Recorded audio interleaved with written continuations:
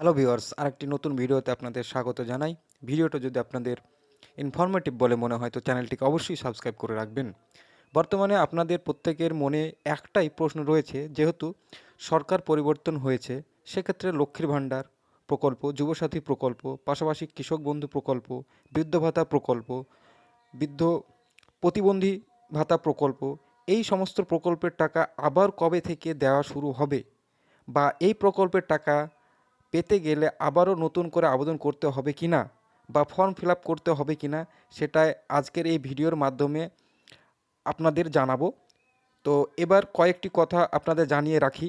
BJP যে সংকল্প পত্র ছিল, অর্থাৎ নতুন যে সরকার, আপনারা দেখতে পারবেন যে বিজেপির যে সংকল্পপত্র, এটা আমি জুম করে দিচ্ছি, অন স্ক্রিনে আপনি দেখতে পারবেন যে সংকল্পপত্র ছিল, অর্থাৎ নতুন যে সরকার গঠিত হবে তার যে সংকল্পপত্র ছিল সেখানে কিন্তু স্পষ্ট উল্লেখ করা আছে লক্ষ্মীর ভাণ্ডার প্রকল্পে ৩,০০০ টাকা দেওয়া হবে, যুবসাথী প্রকল্পে ৩,০০০ টাকা দেওয়া হবে, এবং যা যাবতীয় যে ভাতা রয়েছে, বৃদ্ধ ভাতা, বৃদ্ধ ভাতা, প্রতিবন্ধী ভাতা, আরও অন্যান্য যে সমস্ত ভাতা রয়েছে সেই সমস্ত ভাতা প্রকল্পের টাকাও কিন্তু ডবল করা হবে, অর্থাৎ দ্বিগুণ করে করার পাশাপাশি গর্ভবতী মহিলা যারা প্রেগনেন্ট রয়েছে তাদের জন্য কিন্তু ২১,০০০ টাকা একটি আর্থিক সাহায্য করবে। এই প্রতিশ্রুতি কিন্তু অলরেডি বিজেপির সংকল্পপত্রে লেখা আছে, প্যাকেজে ঘোষণা করা হয়েছে। তো এই সমস্ত হলো বর্তমান সরকারের সংকল্পপত্র, অর্থাৎ এই সমস্ত প্রতিশ্রুতি কিন্তু রয়েছে। আশা করা যায় নতুন সরকার যখন বোর্ড গঠন হবে তারপরে কিন্তু যাবতীয় প্রকল্পের কাজ খুব তাড়াতাড়ি শুরু হবে। তবে এই সমস্ত প্রকল্পের নামও কিন্তু পরিবর্তন হবে, যেমন লক্ষ্মীর ভাণ্ডার প্রকল্পের নাম বর্তমানে যে কার্ডে আপনারা পাচ্ছেন সেটা হলো মাতৃশক্তি ভরসা কার্ড বা অন্নপূর্ণ যোজনা, যার মাধ্যমে ৩,০০০ টাকা দেওয়া ঘোষণা করা হয়েছে। পাশাপাশি যুবসাথী প্রকল্প, এই প্রকল্পের কিন্তু ৩,০০০ টাকা দেওয়া হবে এমনটা জানিয়েছে। তো এই সমস্ত প্রকল্পের নামও কিন্তু পরিবর্তন করা হবে। আর আপনারা জানেন যে সরকার চেঞ্জ হলে সমস্ত প্রকল্পের নাম চেঞ্জ করা হয়, তার ডেটা চেঞ্জ হয়। পাশাপাশি কিন্তু কিছু গাইডলাইনও পরিবর্তন করা হবে, অর্থাৎ নিম্নাবলী পরিবর্তন হতে পারে, নিয়মাবলী যা আছে সমস্ত কিছু সরকার তাদের মতো নিজের মতো করে পরিবর্তন করবে। অর্থাৎ এই সমস্ত টাকা কিন্তু কন্টিনিউ টু কন্টিনিউ চলবে।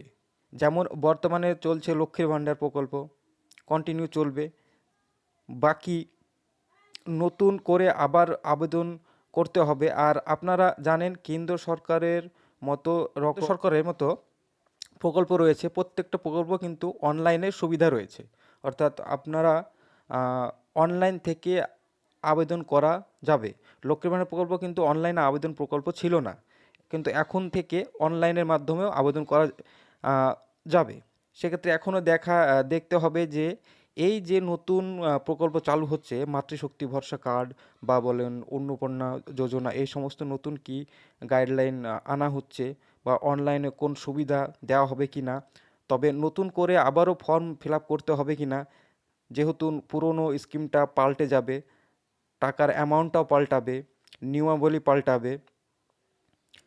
আবার দেখা গেল যে পুরনো যে লক্ষ্মীর ভাণ্ডার যারা ১৫০০ টাকা করে পেত, তাদের সেই সমস্ত ডাটাগুলোকে ইউজ করে আবার নতুন করে কি টাকা দেয়া যায় কি না, বা যুবসাথী যাদের নতুন এই রিসেন্ট যুবসাথী যে স্কিমটা চালু হয়েছিল সেই ডাটাগুলোকে ইউজ করে পুনরায় ওই জায়গাটায় ওর মাধ্যমেই কি টাকাগুলোকে দেওয়া হবে, সেটা এখন দেখার বিষয়, সেটা সময় অপেক্ষা, সরকার গঠন হোক তারপরে বোঝা যাবে।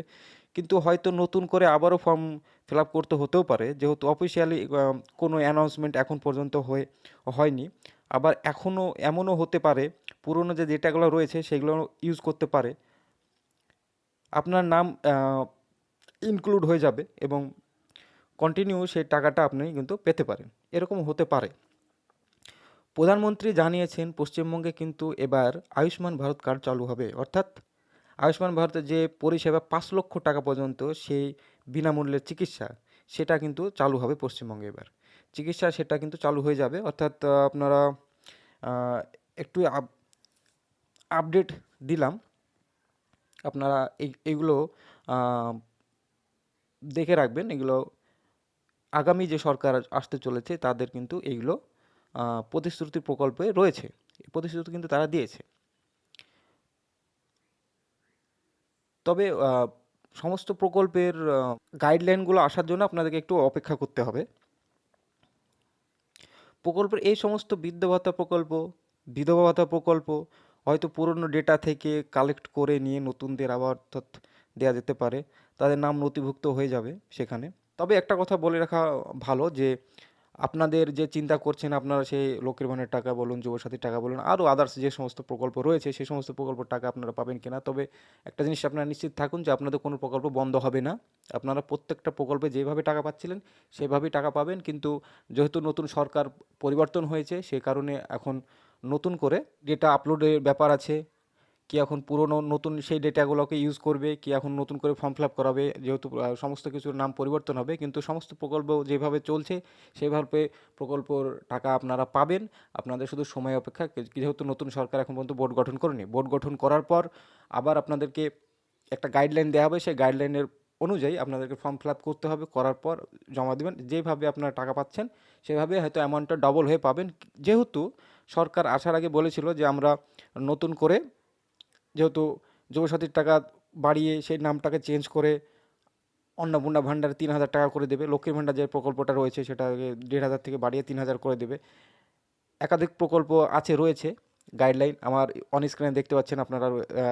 এইটাকে স্ক্রল করলে আপনারা দেখতে পাবেন অবশ্যই। তবে কোনো প্রকল্প বন্ধ হবে না, প্রকল্প কন্টিনিউ চলবে।